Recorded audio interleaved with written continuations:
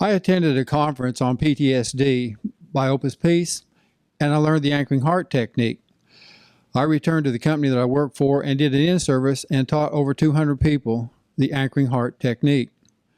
The very next day, one of our nurses and her aide went out to change a wound dressing on a combat veteran patient, and the patient became combative. So the aide said to the nurse, "Why don't we try that anchoring heart thing Ralph talked about yesterday?"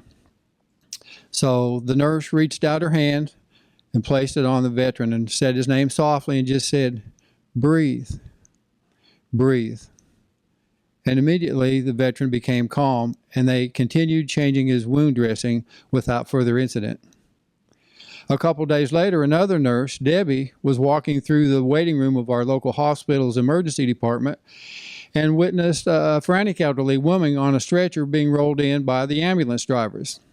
They were trying to calm her down, but wasn't successful, so she walked up to him and said, "Do you mind if I try something I just learned?"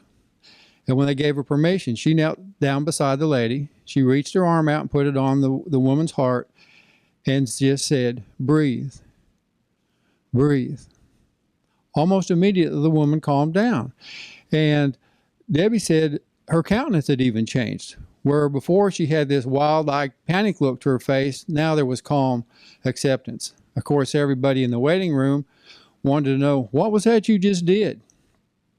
So Debbie spent the next 30 minutes in the waiting room teaching people the anchoring heart technique. She taught it to some of the emergency room staff and the ambulance personnel as they left. Well, Debbie is also a community educator. So just a couple days later, she walked into a doctor's office, walked on back into the office area, and during the conversation, all the nurses were talking about what a bad day they were having. Some of them even remarked how before they got to work, they had faced stressful situations. It didn't take long for Debbie to see that this is a group of stressed out healthcare professionals that needed to practice some self-compassion. So she called them all together and led them through the anchoring heart technique.